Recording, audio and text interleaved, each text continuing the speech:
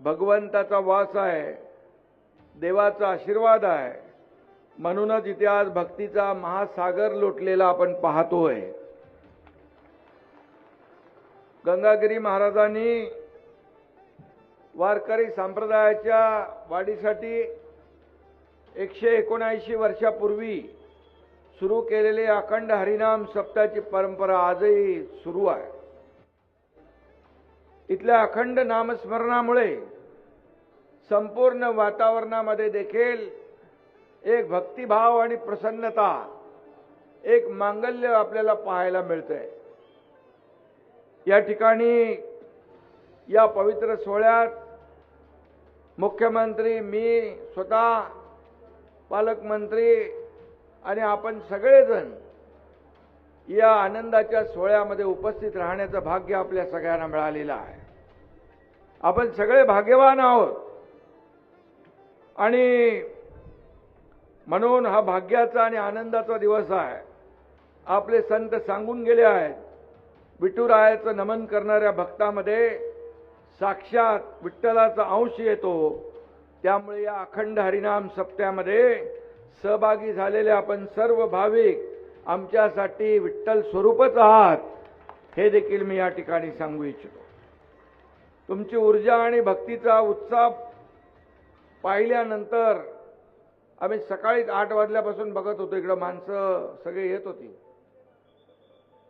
आणि हे एक वेगळं चित्र आपण या अखंड हरिनाम सप्ताहाच्या माध्यमातून पाहतोय. आणि म्हणून एक आपण म्हणतो, गावाची एकी तर देवाची कृपा नक्की. आणि म्हणून आज या पंचकृषीमध्ये आपल्या सगळ्यांची एकी या ठिकाणी या अखंड हरिनाम सप्ताहाच्या माध्यमातून आपल्याला पाहायला मिळते आहे. महाराष्ट्र ही संतांची, वारकऱ्यांची आणि भक्तांची भूमी आहे. मागच्या वेळेस मी आलो होतो इथं, त्यावेळेस मी सांगितलं होतं आपल्या रामगिरी महाराजांना ही महाराष्ट्र संतांची भूमी आहे आणि हे सरकार देखील संतांच्या आशीर्वादाने आलेलं आहे, छत्रपती शिवाजी महाराजांच्या आशीर्वादाने आले आहे. त्यामुळे संतांच्या केसालाही धक्का लावण्याची हिंमत कोणी करणार नाही.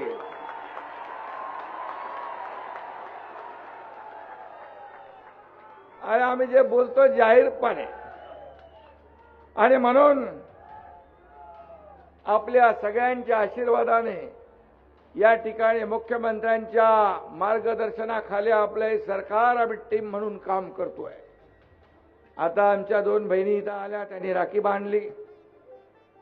त्यांच्या शेतकरी महिला या अभियानाला देखील मान्यता दिली, त्यांचा अधिकार त्यांना दिला. मुख्यमंत्री माझी लाडकी बहीण योजना देखील आपल्या सरकारने केली. कोणी किती आटापिटा केला तरी लाडकी बहीण योजना कधी बंद होणार नाही. प्रधानमंत्री मोदीजीने शेतकरी सन्मान योजना सुरू केली. आपल्या महायुती सरकारने देखील नव शेतकरी सन्मान योजना सुरू केली. आणि नेहमी आम्ही सांगतो, आज अनेक शेतकरी वारकरी इथं आहेत. आमच्या सरकारच्या तिजोरीवर पहिला अधिकार कुणाचा असेल तर आमच्या बळीराजाचा आहे. आणि म्हणून बळीराजाचं काल आपण दुसरा हप्ता, मुख्यमंत्री महोदय, आमचा दुसरा हप्ता देखील शेतकऱ्यांच्या खात्यामध्ये जमा झाला. 6 लाख शेतकऱ्यांना 5,000 कोटी रुपये. आणि म्हणून हा अखंड हरिनाम सप्ताह जो आहे, आज 7 दिवस अखंड विठुनामाचा गजर, पहाटेची प्रसन्न काकड आरती, ज्ञानेश्वर महाराज गाथा, भगवद्गीता ग्रंथाचं पारायण, संतांच्या वाङ्मयावर मांडले जाणारे ओजस्वी विचार आणि संध्याकाळी आणि रात्री होणारा सुश्राव्य हरिपाठ आणि कीर्तन. आपल्यासारख्या श्रद्धाळू मंडळी विठ्ठलाच्या नामस्मरणातून जे अलौकिक पुण्य कमवतात, त्याच पुण्याच्या बळावरच हे जग चाललेलं आहे, महाराष्ट्र चाललाय, देश चाललाय. आणि म्हणून या सप्ताहातून मोठा पुण्य संचय होतोय, संतांच्या विचाराचं प्रबोधन होतंय. म्हणूनच या ठिकाणची माती देखील पवित्र झालेली आहे. इथे जमलेल्या प्रत्येकाच्या मनात आणि डोळ्यात एकच भाव आहे, काय तुझी माय, काय तुझी माया सांगू श्रीरंगा, काय तुझी माया सांगू श्रीरंगा, संसाराची पंढरी तू केली पांडुरंगा, डोळ्यातून वाहे माय चंद्रभागा, अमृताची गोडी आज आली या अभंगा. आणि म्हणून या ठिकाणी 8 ते 10 हजार टाळकरी जेव्हा एका तालात 168 तास भजन करतात, हा ऐतिहासिक सोहळा पाहण्याचं भाग्य आम्हाला मिळालं. या सप्ताहाची नोंद गिनीज बुक ऑफ वर्ल्ड रेकॉर्डनी घेतली. विठ्ठलाच्या भक्तीपुढे कुठलाही जागतिक विक्रम खुजाचा आहे, छोटाचा आहे. आणि म्हणून उलट या सप्ताहाची दखल घेतल्याने गिनीज बुकाचंच वजन वाढलेलं आहे. योगीराज गंगागिरीजी महाराजांनी आपल्याला जीवनाचा मूलमंत्र दिलेला आहे, लेने को हरिनाम देने को अन्नदान, लेने को हरिनाम देने को अन्नदान, तरने को लीनता डुबने को अभिमान. आणि म्हणून घेण्यासाठी केवळ ईश्वराचं नाव आणि देण्यासाठी अन्नदान. या जगात तरुण जायचे असेल तर नम्रता हवी. आणि म्हणून अहंकाराने माणूस बुडतो, हा महान विचार त्यांनी दिला. आणि म्हणून अरे थांब बाबा कोण आहे. आणि म्हणून या प्रबोधन कार्यात शतकानुशतक असत पार पाडलं. आणि म्हणूनच मुखात हरिनाम असणं महत्वाचं आहे, हा संस्कार आहे. आणि म्हणून आपल्याला एकच आहे, हे हिंदू धर्माची पताका जी आहे अखंड फडकत ठेवायची आहे. या ठिकाणी आपला अभिमान बाळगत एक संत समागम जो या ठिकाणी या महाराष्ट्राला संतांचा आशीर्वाद आहे, महाराजांचा आशीर्वाद आहे, छत्रपती शिवाजी महाराजांचा आशीर्वाद आहे. आणि म्हणून देशाचे लोकप्रिय प्रधानमंत्री देखील विकास भी आणि विरासत भी हा नारा दिला आहे. त्याचंच आपण पुढे पालन करतोय. ही आपली संस्कृती आहे, ही आपली परंपरा आहे, ही जोपासतोय, पुढे नेतोय. आणि म्हणून खऱ्या अर्थाने इथं साक्षात पंढरी अवतरली आहे असं म्हटलं तर वावगं ठरणार नाही.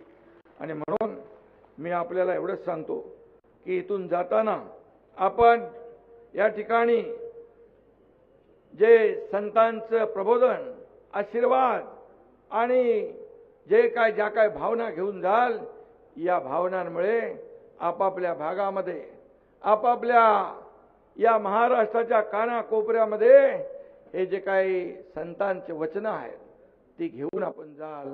आणि म्हणूनच हा आपल्यासाठी अतिशय महत्वाचा अखंड हरिनाम सप्ताह आहे.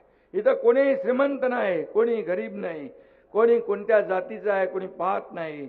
आणि म्हणून सगळे जातीभेद विसरून इथं आपण एकत्र येतो आणि अखंड हरिनाम सप्ताह या ठिकाणी आपण करतो. आणि म्हणून मी गगनगिरी महाराजांना, आपल्या रामगिरी महाराजांना मनापासून धन्यवाद देतो.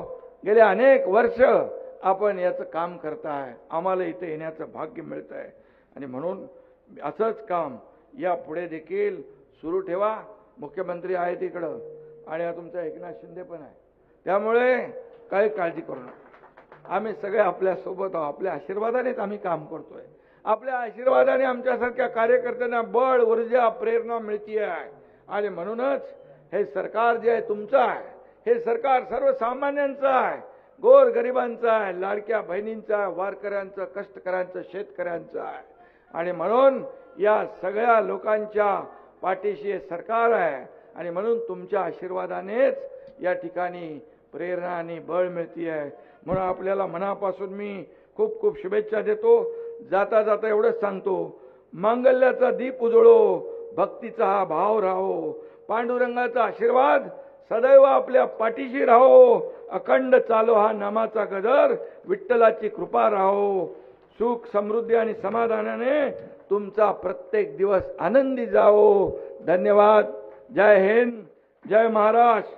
आणि परत एकदा मी रामगिरी महाराजांना धन्यवाद देतो. रामगिरी महाराजांना खूप खूप मनापासून शुभेच्छा.